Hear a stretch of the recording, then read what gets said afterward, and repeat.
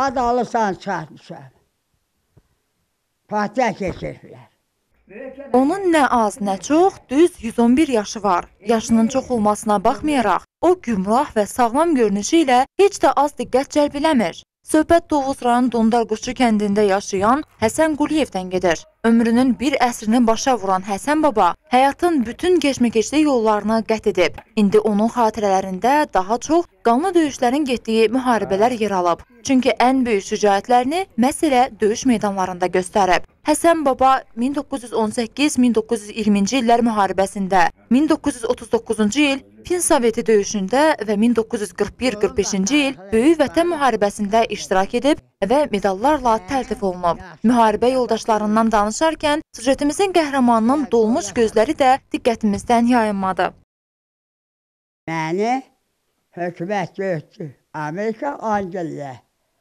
Onu qoşulur, bizim qoşulur. Onlar istəyirdi. Onlar məni götürdülər, təzdən bu partiya keçirdilər. Yardılar ya yoluma. Sonra ya yoldu.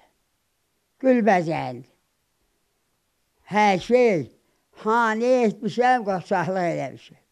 Tovuzlu Uzunömürlünün 4 övladı, 17 nəvəsi və 7 nəticəsi var. Amma burada yaş da özünü göstərir. İndi o, nəvə və nəticələrinin adını tam olaraq yaddaşında saxlaya bilmir. Buna baxmayaraq, baba bütün doğmalarına, hətta gəlinlərini də eyni məhəbbətlə sevir. Onun ən sevimli gəlinlərindən biri də Nəzakət Hüseynovadır. Uzunömürlünün nə istədiyini də yalnız Nəzakət xanım bilir. Qarşı tərəfdə ona böyük qayğı və hörmətlə yanaşmağı özünə borc bilir.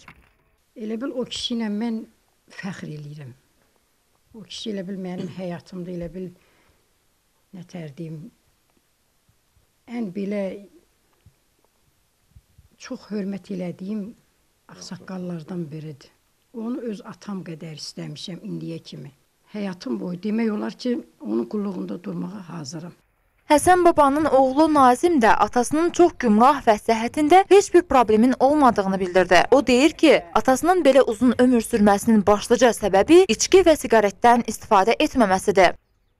Çox işgüzar adam olubdur. Hətta indinin özündə də o həyatda, bağda müəyyən işlər görür, müəyyən işlərlə məşğul, yəni əkinlə belə falan da belə yer belləməkdir. Yəni marağı çox işgüzar adam olub, amma çox qoçaq adam, işgüzar adam olubdur. Yəni işdən qorxan adam olmuşdur, ürəkli adam olubdur, qoçaq adam, insan olubdur. Mən elə görmüşəm də, yəni ki, o adam heç nədən həyatda, heç vaxtı işdən qorxan adam olmuşdur. Həmişə zəhmətindən yaşayan adam olubdur, hətta bizdə halal zəhmətindən böyüdübdür.